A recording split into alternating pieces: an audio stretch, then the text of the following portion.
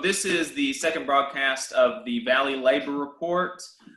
We are a new show focusing on the news for workers, by workers, with an emphasis on local and state news in Huntsville, North Alabama area.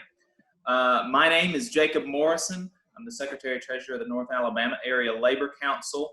I'm a member of AFGE, and I'm the branch secretary for the Huntsville IWW. My co-host is David Story. Hey, I'm David Story, president of IAM Local Lodge 44, delegate to the Labor Council, member of the IWW, and secretary-treasurer of the State Council of Machinists. All right. So that gives you a little bit of our background. We went over it in more detail in our last broadcast. If you'd like to learn more, you can go and watch that. And we're just going to move straight into the headlines for today. We've got a bunch of stuff happening. So we're going to hit these stories really quickly. Not going to talk about them a whole lot.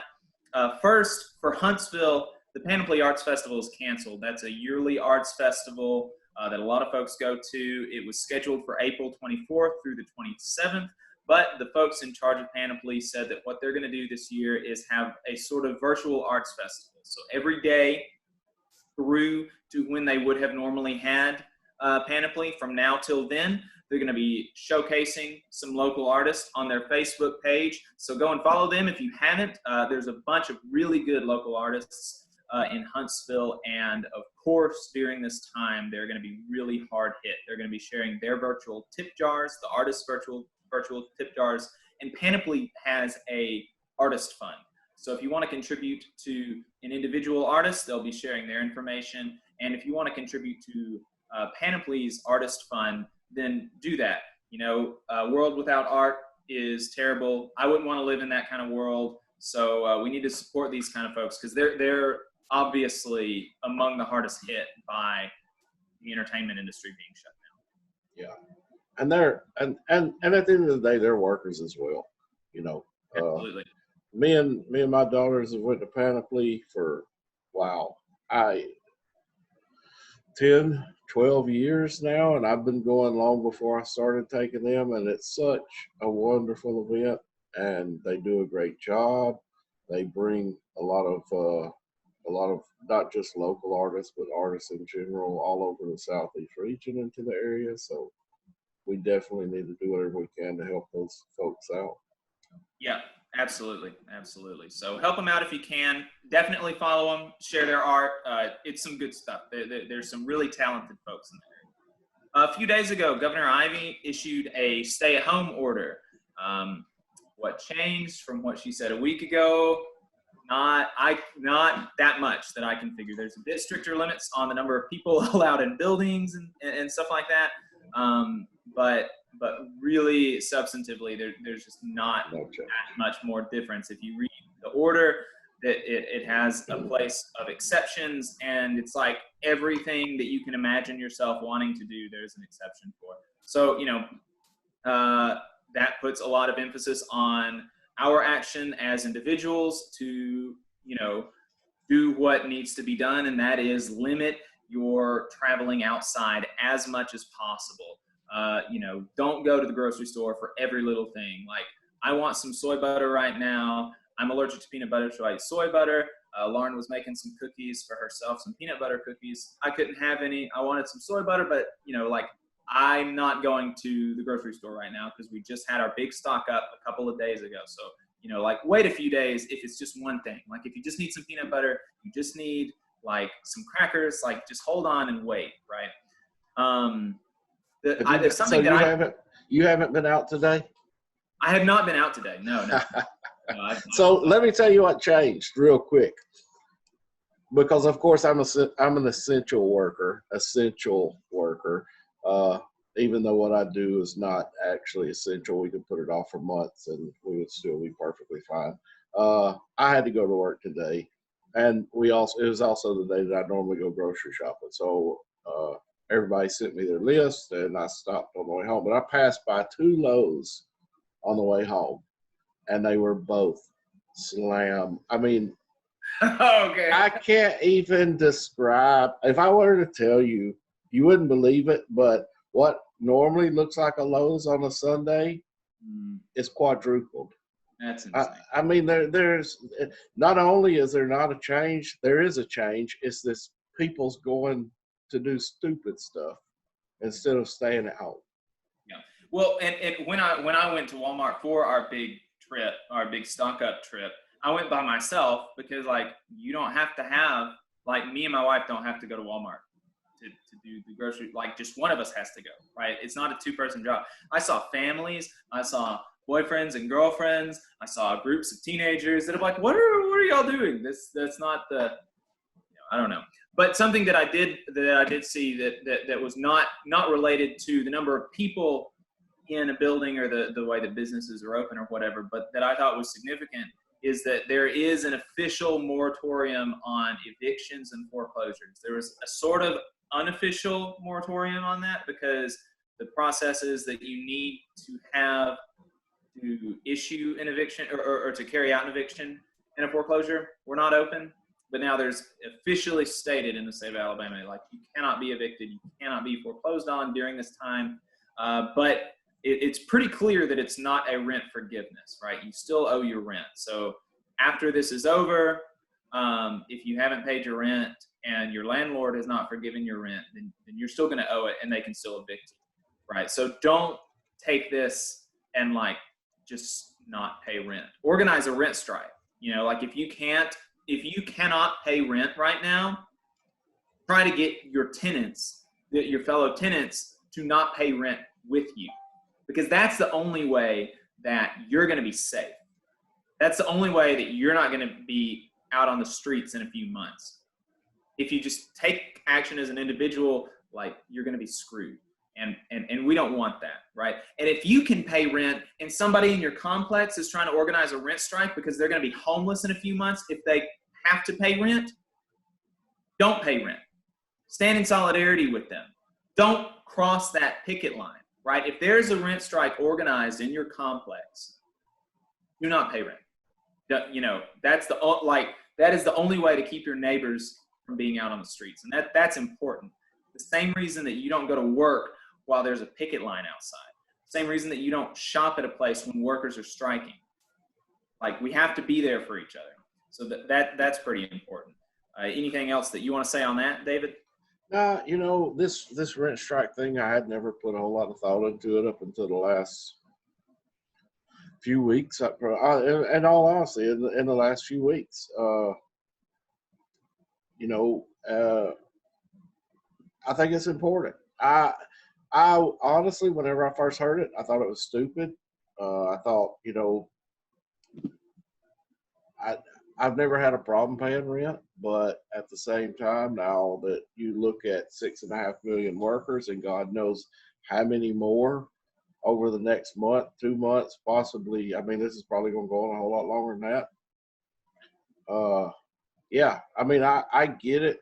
The landlords are hurting for money as well. You know, they probably got mortgages, or, you know, if they're an apartment complex, they've got some type of capital invested in it that they need to repay. But I think there's a lot more resources that has been put in place for them than what has been put in place for workers. And so, yeah, I'm 100% behind that. That's exactly right. And like you said, I've never had any problem paying rent. I paid rent for the month of March. Before March was over, none of the other tenants that I know of, like I'm not in a complex, I'm in a duplex, like he owns a few different houses, so I don't really have a whole lot of contact with the other tenants. But the tenants that I do have contact with, they're all fine. Like they're all in a pretty similar situation to me. We paid rent. Like it's not, you know, I'm not a guy that's going to tell everybody to like not pay your rent. Like I think that, you know, like if you can pay your rent, like, you know, pay your rent. Like there's no reason not to. But if you can't, don't do it by yourself. Get other people to do it too. Because I've seen so many stories of people having their rent forgiven because they went with their tenant, with the other tenants in the building, and told the landlord that they can't pay rent, and so their rent was forgiven. Yeah. Right? At the end of the day, it's all about collective action. That's right. So the next story is that IETSE Local 900, the International Association of Theatrical and Stagehand Employees, Local 900 in Huntsville. Like I was talking about earlier with the panoply, entertainment workers were hit hard and fast by this coronavirus. And so the Local 900 of the Theatrical and Stagehand Employees Union here in Huntsville, they have been laid off for weeks already, but that has given them a bit of an expertise with the Alabama unemployment system. So they have, as the Secretary Treasurer of the Labor Council, they wanted me to put it out to all the other local unions in the area and any other workers in the area that if you are having a lot of trouble figuring out the unemployment system in Alabama, let us know, let me know, send me an email, message our pages, anything like comment on this video, or however you have to get in touch with me. My email is jmm0070@alumni.uah.edu. Send me a message and I'll get you in touch with those union workers because they've got they said they all applied for unemployment together, so they've got a lot of expertise with that, and they're there to help you if you need some help navigating the unemployment system. So I think that's some really good work that they're doing. I really appreciate them, and I appreciate them offering their services to the workers of Huntsville and North Alabama. Yep. Shout out to all of our IATSE employees out there, our brothers and sisters out there as well, struggling, seriously struggling. And you mentioned your email, but what I'd also like to do real quick is say, if you're not following us on Facebook, follow us on Facebook, on Twitter. You can DM us there. I mean, it's real easy to find. Tennessee Valley Labor Report. Yes. Yep. The coronavirus, Alabama is currently at 1,739 confirmed cases with 45 deaths. That is as of like 4 o'clock is when I got this information, 4 o'clock on Sunday, April the 5th. So by the time that you see this, hopefully it'll be up tomorrow. Obviously that number is going to be a little bit higher, going to be significantly higher. But very significant thing about the state of Alabama is that we are now projected to have the most deaths per capita in the United States by the Institute for Health Metrics and Estimation, which is a research center in the University of Washington. And, why is that? Well, what did David say earlier about folks going to Lowe's after a stay-at-home order was issued? Lowe's, What do you need it? Well, it's not just that, though, man. You got to take into consideration, Alabama didn't expand Medicaid when they had the opportunity. We've closed, 9, 11 hospitals in the past couple of years. They recognize that we don't have the resources that a lot of the states do. We don't have the Medicaid funding that the states do. And we've lost so many hospitals and so many of those healthcare providers that were at those hospitals. We are literally, because of the inept leadership of our state, over a barrel right now because they wanted to toe the Republican line and say, "Oh, we're not going to endorse socialism." Right. It's insanity. Speaking of not expanding Medicaid, preventable cancer is on the rise in Alabama. Cervical cancer mortality rates and instances of cervical cancer have increased in the state of Alabama. That is in the rest of the developed world and in the rest of the United States, that is widely regarded as a preventable disease. That is widely regarded as a disease that you can recover from. But in Alabama, that is not the case. Our instances of death from cervical cancer are rising. Our instances of cervical cancer in general are rising. Treatments are going down.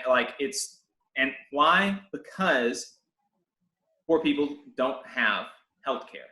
They're not getting health care. It's seriously insane. And it's the same way in the South.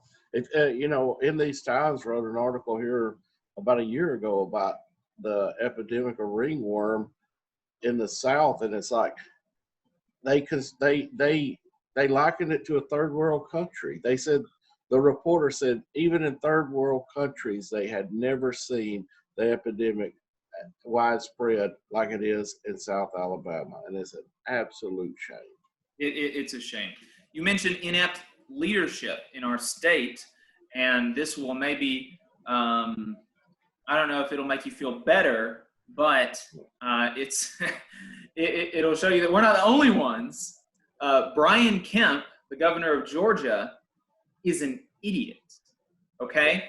In the middle of this week, it was Wednesday or Thursday or Tuesday sometime, he was giving a press conference on the coronavirus, and he said that the coronavirus has asymptomatic transmission, which means that you can infect people with the coronavirus. You can have the coronavirus and not be showing symptoms, and before you exhibit symptoms, you can infect other people, right? That's called asymptomatic transmission. You can infect other people before you start showing symptoms, okay?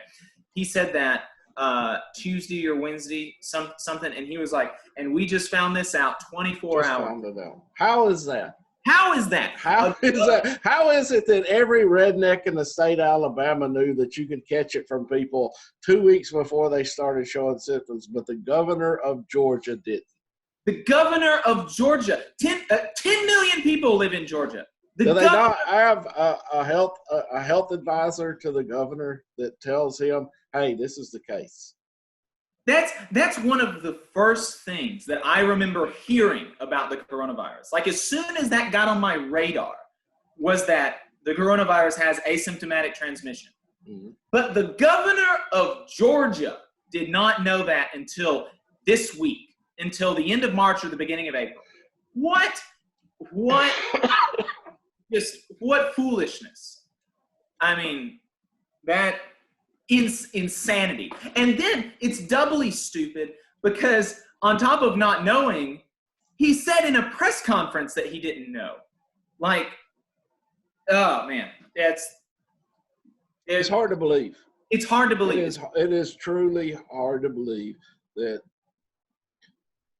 out of the entire nation, one of 50 states has an elected official that has absolutely zero clue, which, don't get me wrong, I'm not supporting Kay Ivey, but at least she didn't come out and say something as stupid as that. Right. I'm sure she knew that it had asymptomatic transmission. I would hope so.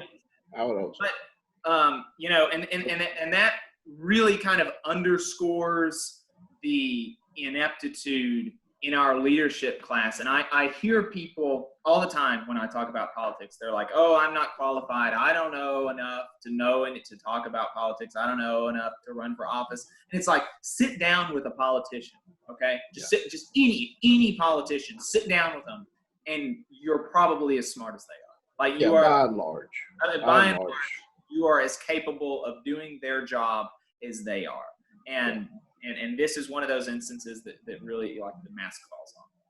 Yeah. So coronavirus cases in the United States have passed 328,000. We have now had 9,368 deaths. That means that there are more reported cases in the United States than anywhere else in the world. Data from China is suspect. That's, there have been a lot of issues, a lot of good reporting coming out suggesting that China is not being honest with their numbers, and I believe that. That's reasonable. But even if China has had more cases than we have, then we are second only to China, where the virus originated. So, not good. Yeah. Not good. I mean, and in fairness, you've got to consider the travel that business in the United States does, and the size and the population of the United States compared to like even Italy that's struggling right now. We dwarf Italy in population. So in fairness, there's some reasonable, when you put that into perspective, but it could have been, it could have been hedged off quite a bit longer. When all we were talking about is no big deal, it's going to be nothing more than the flu and what have you. So that gets us through the headlines. So let's kind of dive into the relief bill that was passed recently.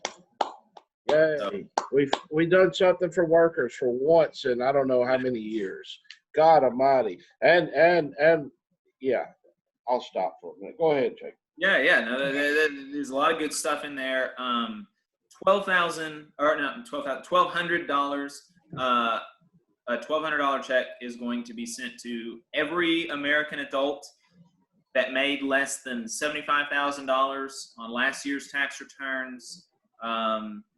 That amount decreases from 70 if you made between 75,000 and 99,000, and it goes away completely if you made more than 99,000 on your last filed tax returns. And you double those numbers for married folks. So married folk can get $2,400, and that goes away if they've made more than $200,000. Yeah. So that is a one-time payment. And there is a significant unemployment stimulus that has been added to the base in each state for 4 months. So every week for the next 4 months, people that are on unemployment will get their state's base unemployment, whatever they would have gotten normally, plus an additional $600 a week. So that's going to be really good. It'll be really helpful. There will be some workers that get a little bit more than what they were getting while they were working. And you know, seeing is a great thing. That's great. Yeah, because the only folks that are going to be that would be the case for is the folks at the very bottom of the income distribution, right? So somebody who was making $10 an hour, maybe they're going to make $12 or $14 an hour, or the equivalent of that now. And so, that's great. I'm really happy for them. Let's just hope it gets extended out past 4 months is not going to be long enough. Yeah, that's potentially the case. On that third package, we need that, and everybody needs to contact their legislators, senators, and say 4 months is not going to be long enough. It's going to take 2 years. I heard the CEO of Delta the other day say he expects that they would not be back up to the level of flights that they were at pre-COVID-19 until 2022. So we're talking about 2 years for the airline industry. Then you're talking about 2 years for business in general, because business is what supports the airline industry. So 4 months is nowhere near long enough. Right. Yeah, they are going to need to extend that probably. There's a good program in there I thought was really interesting. It's some sort of small business protection program. They're giving loans to small businesses, and those loans will be forgiven at once this crisis is over, so long as the loans were used for rent, utilities, and payroll, if they don't lay anybody off. So yes. If you had 10 employees and you lay off one, then 9/10 of the loan is forgiven. Whereas you would have 100% of the loan forgiven if you had kept that one person on the payroll. So that's a really good incentive for small businesses to keep everybody. The thing that would really be the best is for everybody to stay on the payroll, just to kind of freeze everything in amber while we wait this out, and to be paying folks their payroll. Yeah. And that way, as soon as this is over, we can get back to work as normal. That's not going to happen because so many people have already filed for unemployment. So many people have already been laid off, but this is a good incentive to, keep folks on that are still on there. And for everybody that complained about Pelosi dragging this out for an extra 3 or 4 days, it's those things like that. Right. That said we're not going to do this unless you keep those people employed. Those are the fine details that everybody wants to overlook that really help the workers across the nation. That wouldn't have happened if the Democrats hadn't used a little bit of their political capital and said, like, no, we need these things to happen. And so, when your favorite small business is still open 2 years from now. Yeah, with all the employees. Yeah. And I'm no fan of Pelosi. Don't get me, anybody that as well as I do, I'll be the first one to trash Pelosi all day long. but, you know, give credit where credit's due. That's right. You know who to thank, and it's not Kevin McCarthy or or Mitch McConnell. Mitch McConnell, God Almighty. So, so that's a really. There's a lot of folks that think that they have not allotted enough money for that small business protection program. They have allotted $350 billion for that. A couple of conservative economists estimated that to fully fund that program would take $1.5 trillion. So I'm unclear as to what happens. Well, we still got the three, and that's what, you know, and that's why I was saying with the 4-month unemployment insurance as well. This is just the second of 3, possibly more. There, you know, as soon as Congress gets back to work, if they ever get back to work, then we're gonna have the third one come out, and let's hope that not only with that small business loan program, they also extend the unemployment as well. Right. Yep. It does leave out a lot of folks, though. So college students, they do not qualify for the $1,200 check if they're claimed as dependents. They don't qualify for the $500 that other dependents get because they're over 18. They don't get their tuition. They don't get a tuition refund. They don't get rent forgiveness for off-campus housing. They don't get to keep on-campus jobs, and they're not getting student loan forgiveness. So, you know, like the college students are, you know, a lot of them are really going to be in a bind. They need to be one of the groups that are addressed in a third or a fourth package. You know, there's a lot of folks like that that are going to be left off.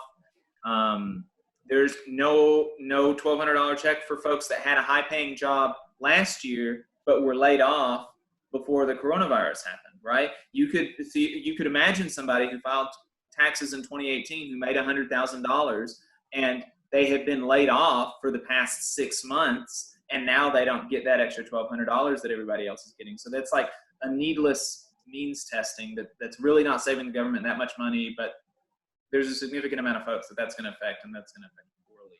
Yeah, there's a significant amount of union workers that's going to affect because you know, all your General Motors employees, our UAW workers, you know, most of those folks, if they're working, and truth be known, they're working 60 hours a week, trying to sock away money for retirement because God knows we don't have any pensions any longer.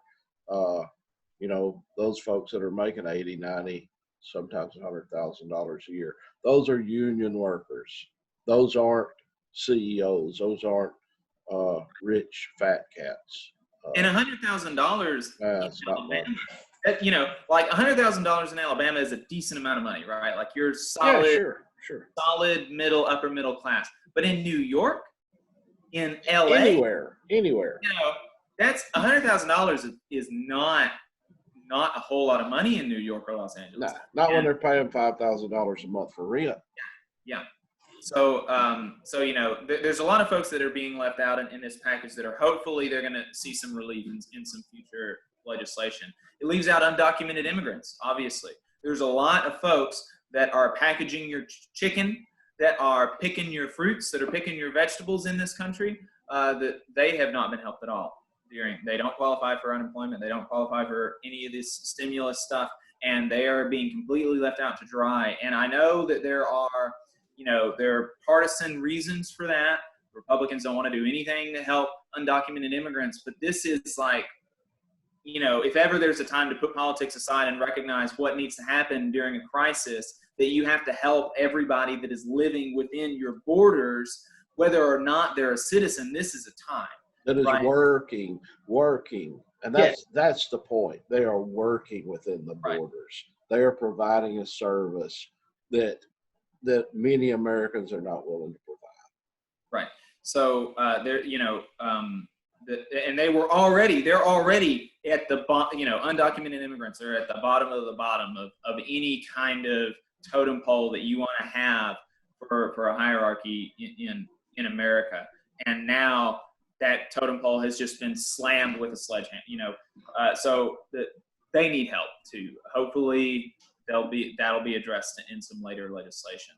Yeah, and if I could just take 1 second to point out, what's unfortunate is those same employers that are employing those undocumented immigrants, they're getting the loans.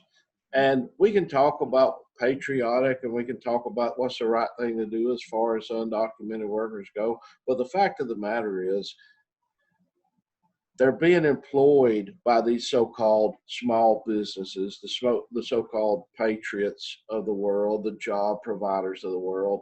And these folks are getting all of that, the subsidies that are coming out of these support bills. And I think it's just an absolute shame.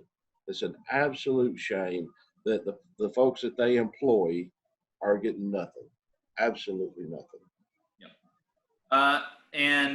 So there's a lot of good stuff in the bill. We talked about that in the law. We talked about some folks that it leaves out. There's a pretty significant, like, kind of questionable thing, and there's this. It's a corporate bailout for larger businesses. It's about $425 billion that they will then be able to leverage as capital for about $4 trillion in loans from the federal government.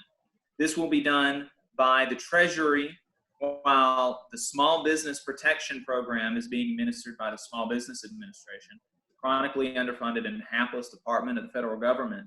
And so these big wig executive folks are getting, super good loans that are way below what they would normally be paying, and they're going to be able to use this to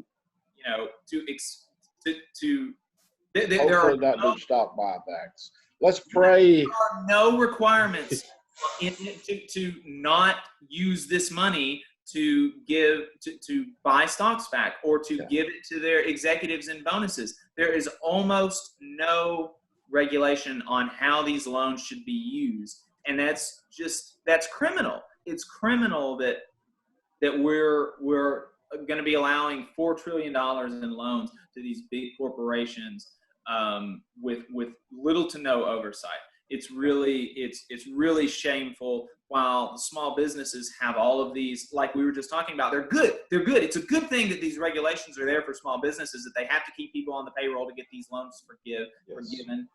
It's a good thing that's good. Why don't we do it to big businesses? Why don't these big mega corporations, international oligopolies, why don't they have to keep people on the payroll? Why don't they have to invest in their workers to qualify for these programs that the federal government is doling out?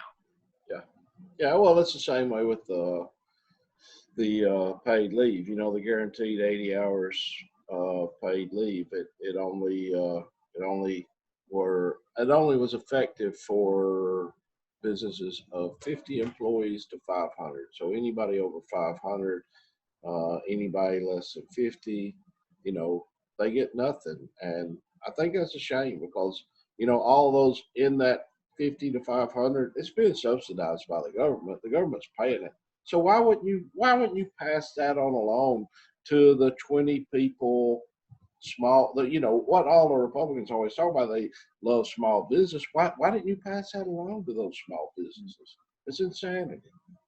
Yes, that it doesn't make sense to me. I can't, it makes sense to me because the government is run by these big executives, and that's who's writing the laws and stuff. But just like from a moral and ethical perspective, it's a shame. It's not a way to dole out government funds. It's not a way to leverage government's power. Not good. Not good. They're paying taxes just like everybody else is. If we're going to talk about equality under the law, they're paying taxes just like everybody else is. They should be afforded those same benefits that everybody else is. All right. So I think that gets us through the relief bill. Do you have anything else you'd like to add to that, David? No, I just, once again, I want to hammer on it. We've got to push for more because this isn't going to end. I mean, I know New York is being hit hard. I know Washington State is being hit hard right now. But as well as I do, as well as anybody with any common sense listening to us, especially in the state of Alabama, we are in the very, very, very early stages of this. this is going to be going on for months. As it spreads out of New York, as it spreads out of Washington, as it spreads out of New Orleans, out of Atlanta, it's going to make it into the rural areas, and that's where you're really going to see. And I've said it, I'll say it again. You know, I hate to say it, but the fact of the matter is, in 4, 5, 6 weeks, I really believe in the state of Alabama, you're going to see people dying in the parking lots of the hospitals. And it's happening, you know. Just a few months of 4 months of unemployment ain't gonna cut it. Not gonna cut it. All right. So there's a lot of misinformation going around about the coronavirus. A lot of people getting a lot of likes on Twitter, a lot of retweets, a lot of shares on just nonsense. So there were a couple of things that I thought would be important to talk about because of the ramifications that they have and the way that people think about these things. And, you know, the reason that misinformation is so important, like it's so important to recognize misinformation and attack it, is because what you believe is true affects how you act in the world. And, you know, I'd be willing to bet most of those folks at Lowe's are not taking this seriously, right? And they're not taking it seriously because they've been listening to Rush Limbaugh, or they've been listening to Trish Reagan on Fox News, and they don't think that they should be taking this seriously. And so anti-vaxxers. Yes. The idiot anti-vaxxers. Let's see if they're anti-vaxxers, if they'll refuse to get vaccinated from the COVID-19. That will be very interesting. Right. So the first person that was that I came across this week, I've been you know, as I'm going, you know, about my life, you know, scrolling through Facebook, I've been kind of pulling out things that I thought were interesting. And so one of the first things that I saw this week was a tweet by a person named Candace Owens. Candace Owens, she got she came onto the political scene with a website that she called Social Autopsy or something. Yeah. And what that was supposed to be is a database for middle and high school bullies that she wanted to follow them through their whole life. Like, she started as like just the worst kind of SJW, like triggered lib kind of caricature, that like she wanted people that were like middle school bullies to be known as middle school bullies for their whole life. Put that on their like have employers know that. It's crazy stuff. And so now she's a big MAGA Trump. She just followed the money. Wherever she could make the money, that's where she went, and she could make money as a Trump surrogate. So that's what she's doing. So she sent out a tweet that said, "If social distancing is the only way to quell the spread, explain Japan. First case reported in early January. No social distancing, no national emergency declared. Population 126 million, only 52 deaths. Meanwhile, Italy's been on lockdown for weeks and is seeing no progress." There's just so much nonsense there. First, is it true that Japan had, quote, no social distancing measures? Like, no, that's not true. That's not true. They began moderate social distancing measures as soon as a case was reported. Very early on, there were event cancellations. They increased remote working arrangements. They encouraged less unnecessary outings. Rush hour traffic on the subway went down by 10%.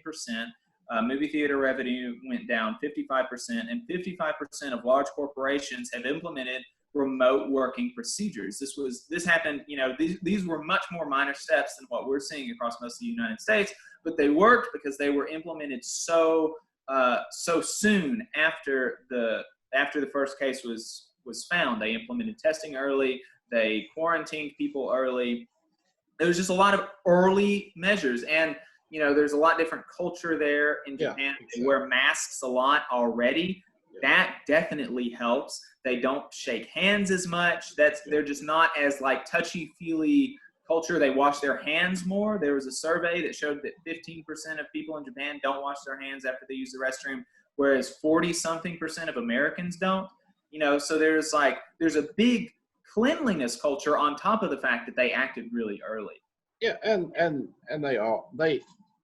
Japan is very standoffish public-wise in general, and that's what always bothers me with these idiots that try to compare apples to oranges. In Italy, I was over there for a few months, and the first thing they do, not only do they shake hands, but they kiss each other on the cheek. It's a very intimate, even for people that you don't know, it's a very intimate social clique there, as opposed to Japan. Bow, they keep their distance. These people are idiots. They're absolute idiots. Yes, it's just that, and it's dangerous. It's dangerous. It is, because people who look up to her, people respect her opinion, are going to believe it. Yeah, they're going to look at that and see the implication there. The implication is obvious. She doesn't say it explicitly, but the implication is obvious, is that we shouldn't be doing social distancing, that everybody should just be going to work like normal, and everything is going to be okay. That's obviously the implication.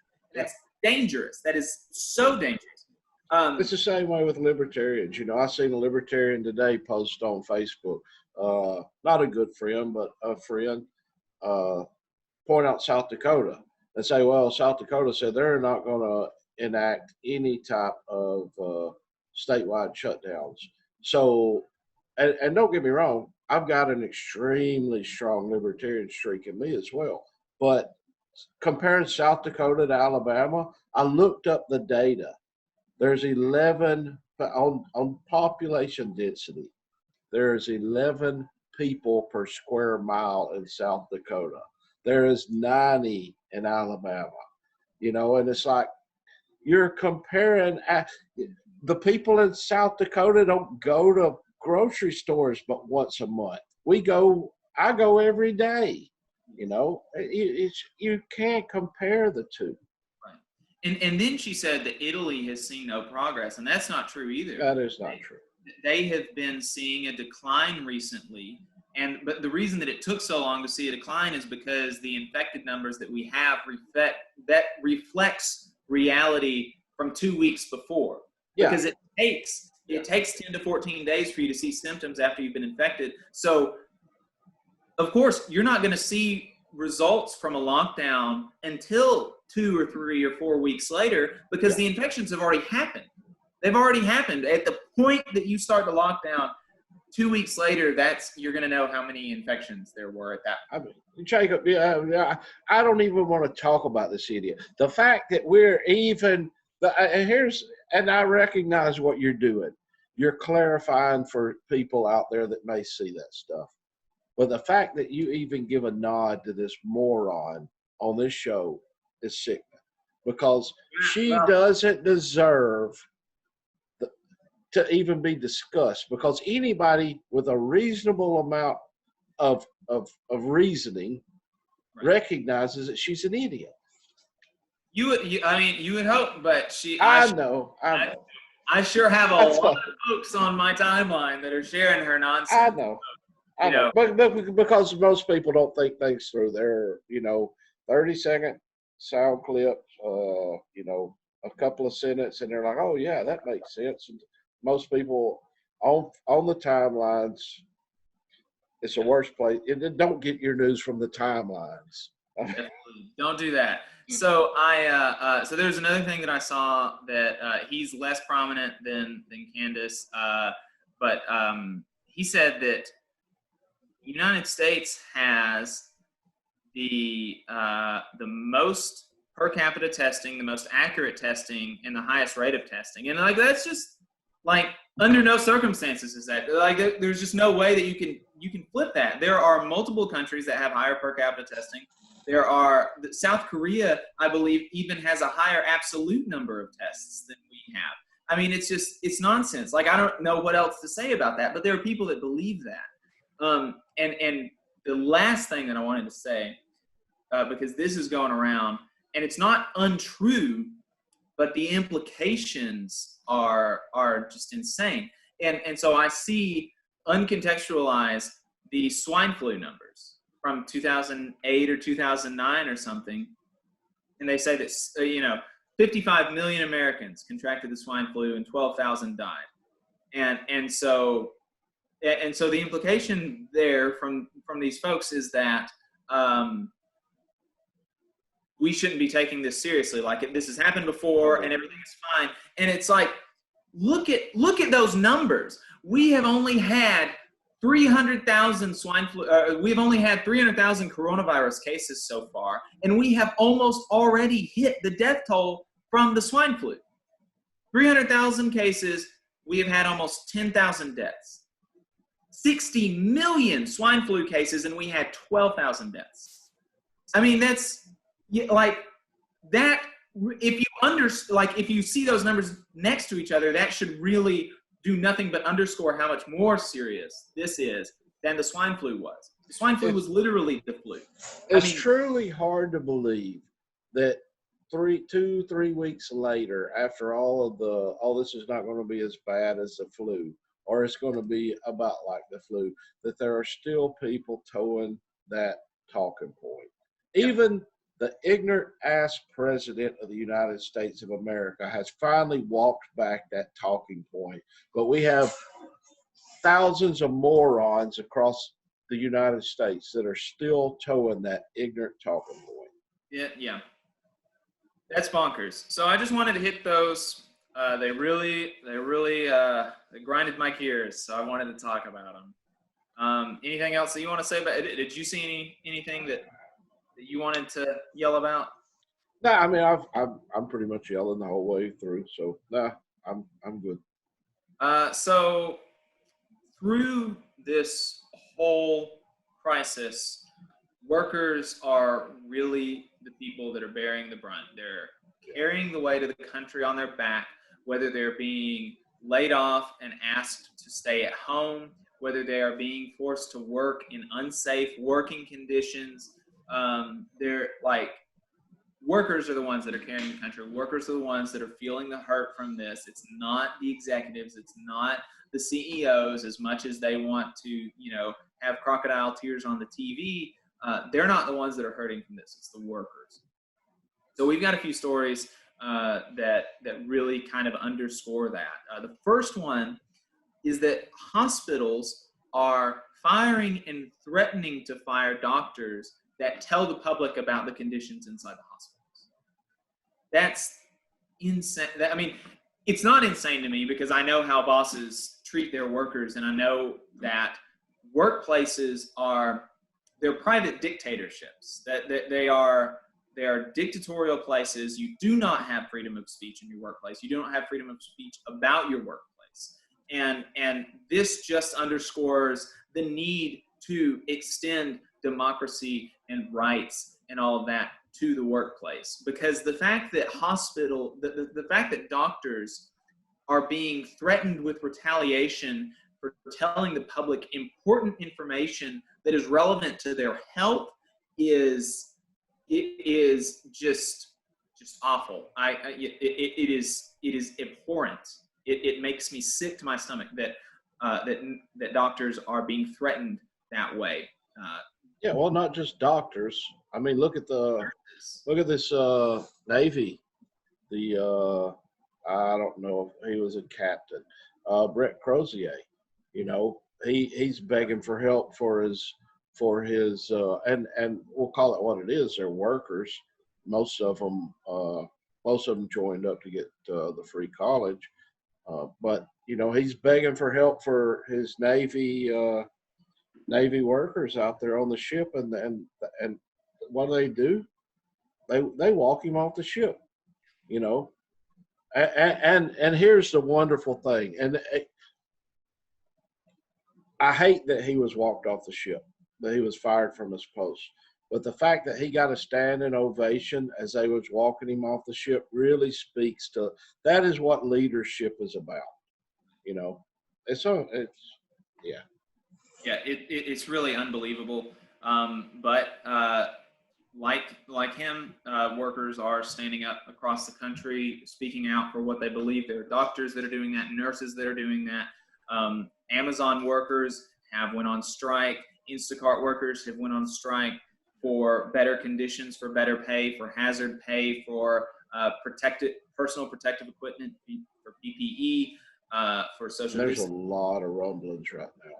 Yes, a lot of rumblings and justified rumblings. And some commentators out there are calling for the firing of these workers because they do not believe that they should be entitled to hazard pay. They don't believe that these workers deserve any more for working in the time of during a pandemic.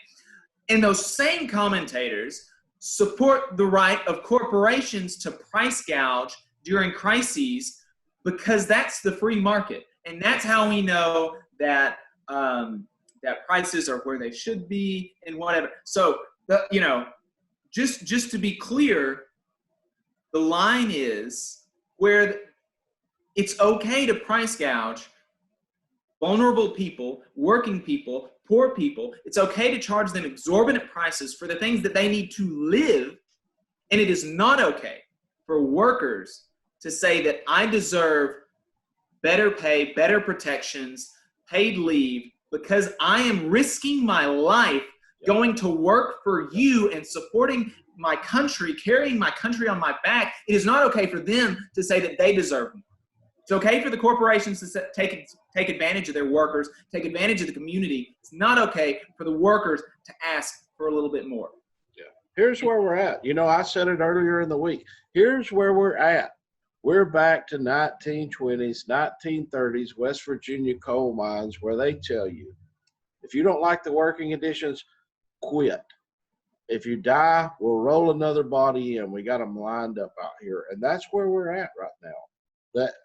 All these essential workers, all of these supposed essential workers, and I recognize, man, the nurses, the doctors, the food providers, the people, and the low-wage workers that didn't deserve $15 an hour 3 months ago, now all of a sudden are being forced to work in absolute terrible, and when I say terrible conditions, I don't mean they're rolling around in pig shit. What I mean is they're being forced to work around people that are potentially sick, and they're not being provided any PPE whatsoever. And they're being told in some cases not to bring in homemade PPE because they don't want to frighten the customers. Yeah, the same people that didn't deserve all those hamburger workers. If they want $15 an hour, they should get out and get a real job. Well, guess what? They got a real job now. Yeah. While all of y'all are sitting at home. Right. And I've just been amazed at how much this has, in my mind, really undercut the theory that the theory of skilled labor, or that some labor is more valuable or important to people's lives than another. Obviously, I'm not going to say that some jobs don't require a higher measure of intelligence, or maybe some jobs require a different skill set, or maybe even a more difficult skill set. But the thing is that those jobs literally would not exist if we don't have people picking fruits, if we don't have people stocking shelves, if we don't have people making deliveries for you, if we don't. No, you said it at the beginning. The beginning of your statement was some jobs have a better relevance to the lives of people than others. Well, guess what? Those are the low-paid workers that we're dealing with now. Those are the ones we're relying on to stock the shelves. How many people's went to the grocery store in the last 2 weeks and not been able to find the things that they need? Those are the folks that we are absolutely, literally counting on our daily sustenance. Right. And everybody thinks that they're low-wage, useless jobs. Yeah, you may not have to have an education to stock a shelf, but I guarantee you, everybody in this state is wishing they would stock the shelves quicker than what they're doing right now. Right. Yeah, and you cannot have these ostensibly higher skilled jobs without these low skilled jobs. Exactly. Everything, we're relying on them. Everything is built on the backs of these workers making $7, $8, $9, $10, $5 an hour for these undocumented immigrants that are working under the table. You know, like everything in this country is built on their backs. It is impossible to have without them, and no one values, and they are not being compensated thusly. They are not even $5 an hour for these undocumented immigrants that are grabbing the chickens out of the chicken houses where they're paying them a dime a chicken to stick them in cages. Dime a chicken. Yep, it's sickening, but you know, I'm hopeful that there are going to be folks that come out of this that have a greater appreciation for the work that those kinds of folks do, and a greater realization of how much more fundamentally important it is that they exist and that they're compensated than it is for Jeff Bezos to have, you know, half a dozen mansions across the world. You know, it's unfortunate what we value in these times. Yes, but I think it's changing. I do think it's changing. I think that there's a lot of folks that are you know coming to that realization, and I hope that this crisis encourages more folks to come to that realization. Speaking of Jeff Bezos, Amazon fired one of their strike organizers, and you mentioned earlier that we're not ones to lavish praise on Nancy Pelosi and the like uncritically. Well, here's a chance to to talk about that. One of Obama's former administration officials, Jay Carney, I can't remember what he did, but he's now like a PR officer for Amazon, and he is leading a smear campaign against a strike organizer for Amazon. This person was some middle manager or something, and he cared about the employees that he was directed to supervise, and so he organized a walkout, and he has been fired for that. And now Amazon, led by Jay Carney, this Obama administration official, is saying that he was fired because he violated some social distancing protocol that is just obviously not true. He was obviously fired because he organized a strike. He organized a walkout, and Amazon didn't like that. They didn't like their workers getting uppity. They didn't like their workers feeling like they deserved sick pay or feeling like they deserved hazard pay or quarantine time or anything like that. And so now, we've got a leading Democrat leading a charge smearing a union organizer. I mean, it's crazy. It's not crazy. I mean, I've said it for quite some time. I get it. I get why a solid blue state like Alabama would, over the course of 10 to 20 years, elect Trump and elect a solid red legislature and governor. And it's, I get it, because for the past 20 years, the Democrats have turned their backs on the working class of America, and especially the Southern working class, but the working class of America. The Democrats, they're nowhere to be found. And when they are to be found, they're passing NAFTA, they're passing CAFTA, they're passing TPP. I mean, God, as much as I hate to praise Trump, one of the first things he done was come in and squash TPP, which Obama was trying his absolute best to ram through there as quickly as possible. Like there's anything else the American worker needs is another crap trade agreement. So I get it. I absolutely get it. Yeah. It's not, it's not incomprehensible to me that people feel like Democrats are not the party of the working class because they're not the party. They're not the party of the working class. They're not. They're not any longer. Right. They've got top administration officials smearing workers for having the gall to think that they should be treated with dignity. I mean, it's just not. The Democratic Party has always been a cross-class institution. Yep. Big And party. it's been a big tent party. And, you know, there are To their detriment. Yeah, to their detriment. There are some working class interests represented in the Democratic Party where there are almost no working class interests represented in the Republican Party. But, you know, fight for it. We have to fight in our own party for it. That's exactly right. And it's important to build institutions outside of the party, like unions, yes. like activist groups, because the party, left to its own devices, is going to be following what its donors are telling them. Yeah. And the donors are telling them, screw over workers, give me more money, and you can do whatever social, you know, liberal things. Like if, you know, I don't care about that stuff. I just want to be rich. That's, you know, that's what their donors are telling them. And so they'll throw a bone or two on some social issues, but to make them really do good economic things for the working class, we have to have these outside power institutions that are pushing them to do those good things. And that's one of the myriad of reasons why institutions like unions are so important. Yes. Yep. Exactly. So that gets us through most of the stories that I wanted to talk about. So that's a lot of bad news, right? That's a lot of not good things. A lot of not good things happening in the world right now. A lot of people are hurting. A lot of people are desperate. What can you do? What can we do, Jacob? Well, if you're working, I think if you're working, most of us here in Alabama are still working because everybody's essential. Right. Yeah, everybody's essential. But if you're working, you should organize with your fellow workers to ensure your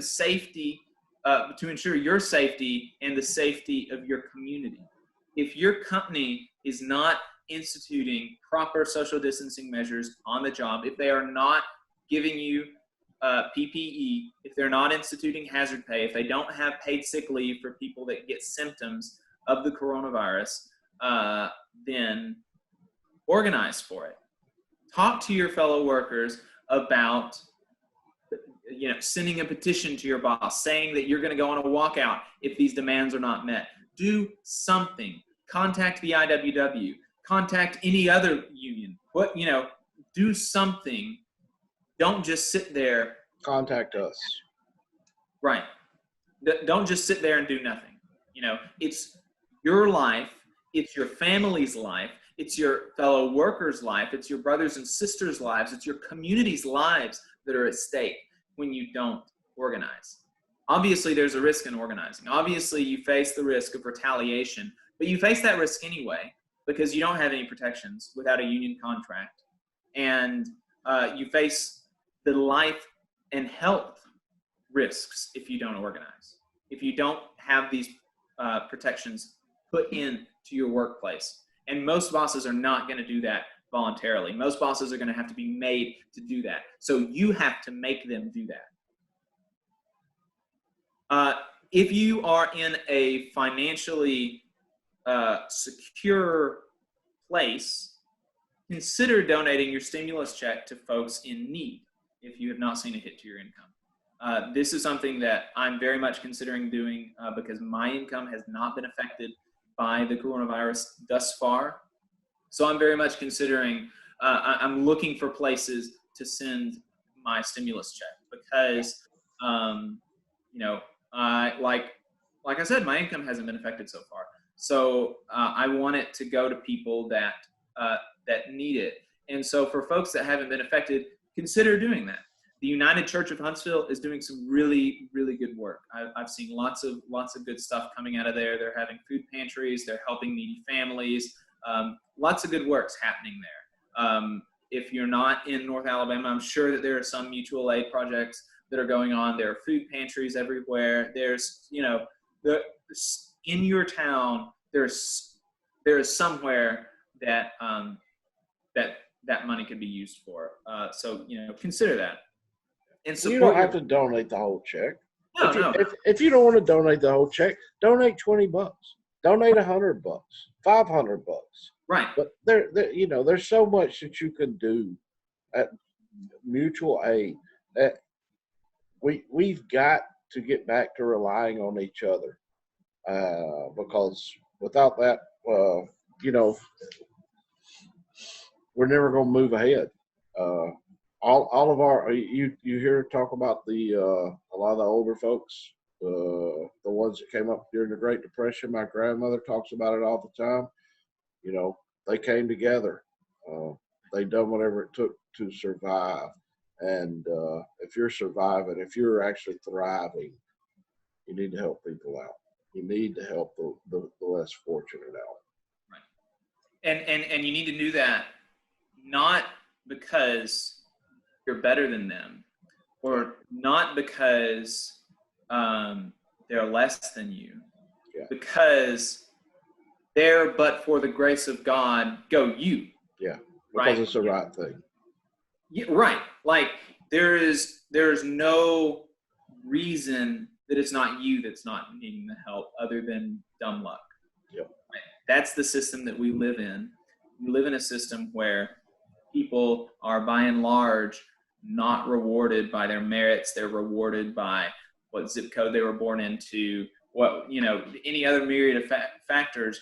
But ultimately, a lot of it is circumstantial, and there is so much that could have happened that is outside of your control that would have put you in a position where you need aid. And that's the difference that I see between something like a mutual aid and something like charity.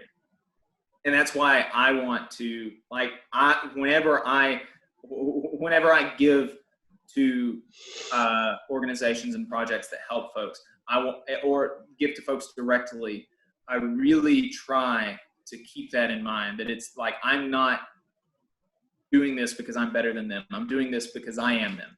And I could just as easily be there. And support your community.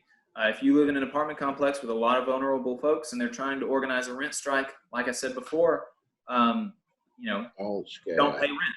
Hold for them. Don't be a scab. And if you can help them, help them. Right. If you're working and they're not working, good Lord, give them a hand. I mean, make sure they've a got box of ramen goes a long way. Spaghetti, pasta, you know. If you're not working, find some local aid groups. Yes. Like I said earlier, the United Church of Huntsville is doing a lot of good work. Reach out to the Labor Council.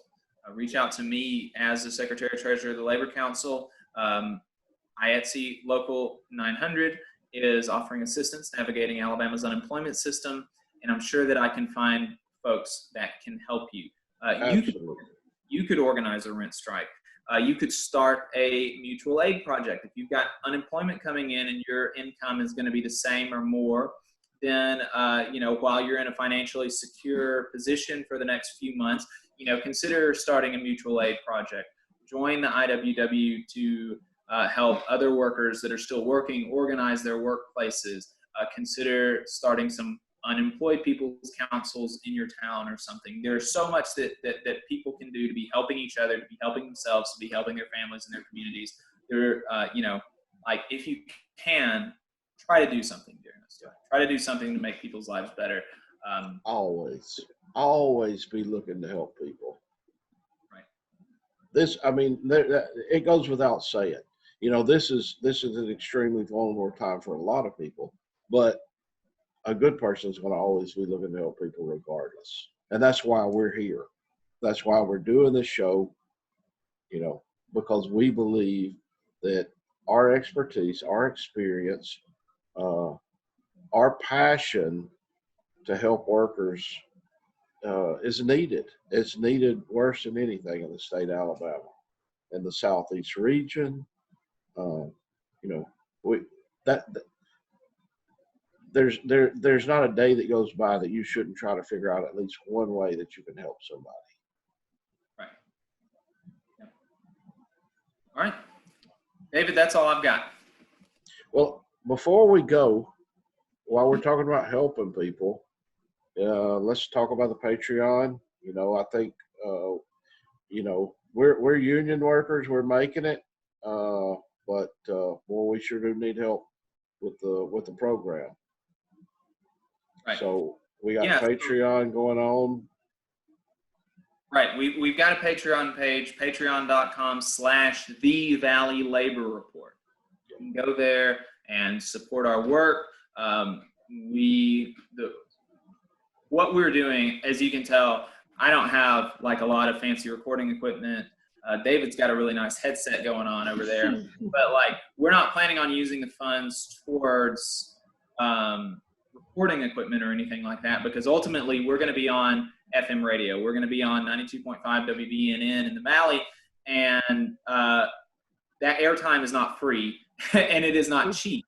It is right? not cheap. So that's what we're trying to raise money for, because they've got some nice recording equipment in there that we're going to be using once we get in there. We're hoping to start in May. We were going to start this weekend, but they wanted to keep traffic in the studio down to a minimum. All the other hosts are working from home. They've got like home studios and stuff, and we don't have that, so we couldn't start this month. So we're hoping that we'll be able to start in May. If you can, throw us a few bucks on Patreon. If you are part of a union or an organization that can advertise with us, hit us up, let us know. That would be really helpful to have more advertisers. Share it with some friends, let folks know about it. Anything that you could give would be really helpful.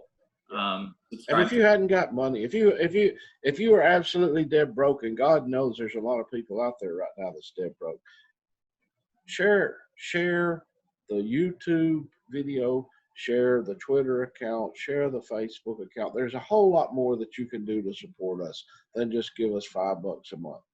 Right.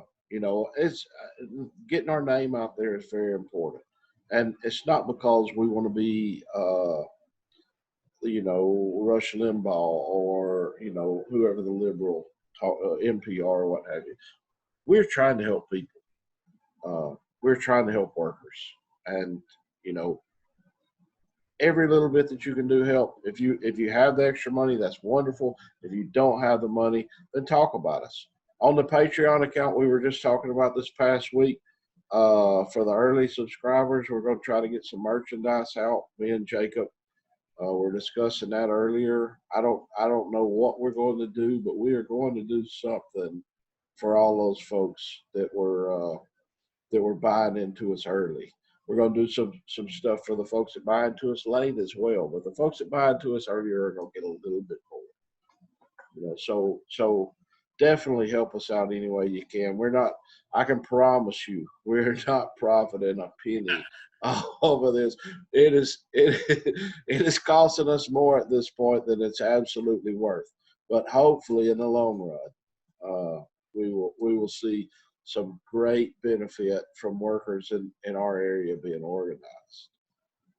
That's the plan. This is a station that we're going to be on that workers will never hear the word union used in a positive context. Yeah. It's always going to be negative. The folks on that station, they are part of the propaganda apparatus that is used to discredit workers, used to discredit unions, used to discredit organizing for better pay and better conditions. And so, we want to bring a different perspective. We want to bring a perspective that says that, no, you're pretty good at knowing what you need, what you want, and you should be able to make that known in your workplace. And so you deserve a union. And, so we're hoping that perspective we're hoping that it opens a door for people that haven't had that door open before. And I think that it's worthwhile. I think that it's a worthwhile venture. Thank y'all all for watching. All right. See y'all next time.